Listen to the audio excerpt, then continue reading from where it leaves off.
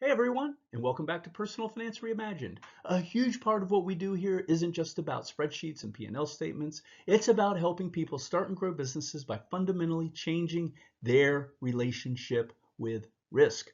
Most people see risk as a stop sign. We want them to see it as a gas pedal. Risk should be understood and embraced, not avoided. And the best way to explain how that works isn't through a business case study, it's through a story about my daughter. I want to tell you about changing somebody's relationship with risk. And I'm going to do it backwards. We're going to start at the end, then we'll rewind to the beginning, and then we'll come back to today.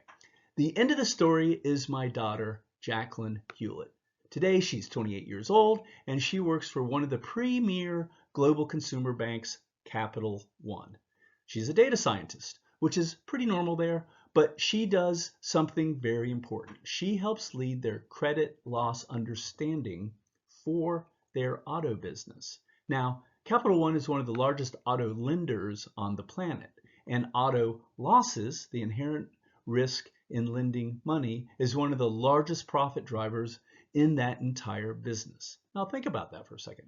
My 28-year-old daughter is running an extremely important function within a hard-charging bank that expects nothing but excellence. Now, you may think this is just a proud dad talking, and of course you'd be exactly right. I am very proud of her and I'm a proud dad, but it hasn't been easy. She works for a bank with extremely high expectations.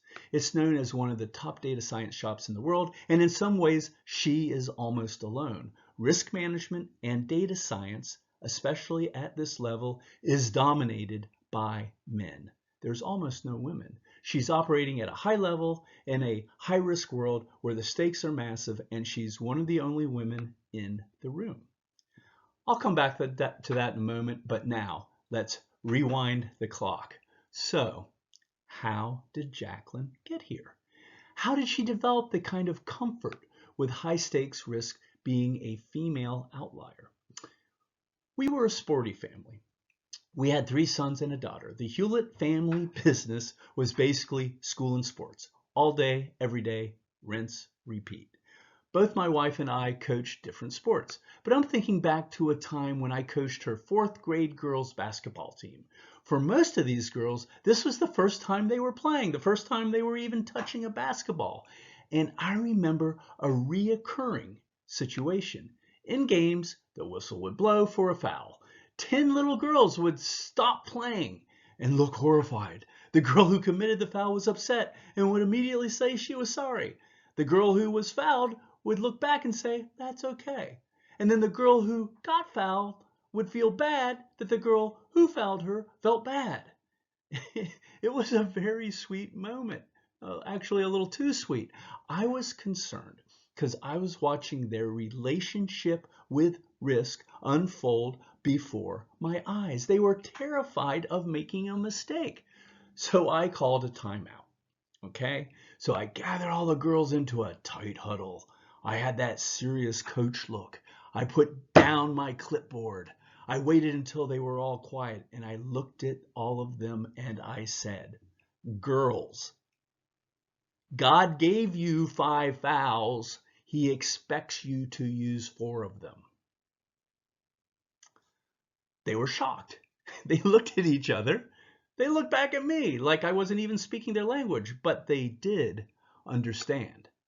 That's when we became a better team.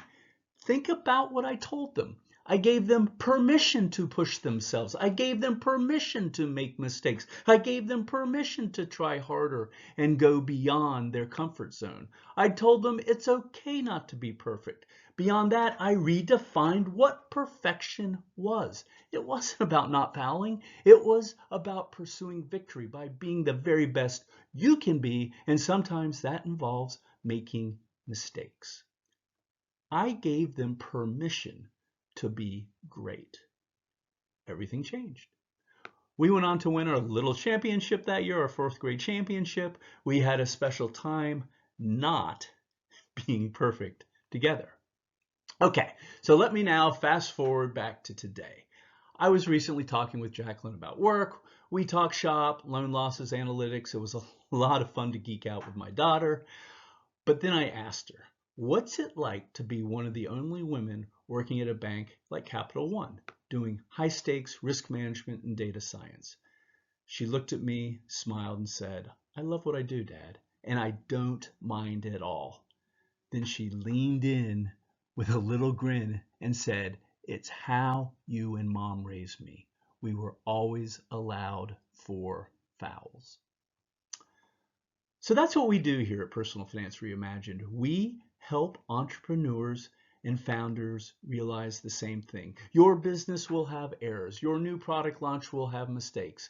That hard conversation you need to have with a partner will feel like a foul. You have an internal budget for mistakes, for learning, for pushing the boundaries. You need to use them.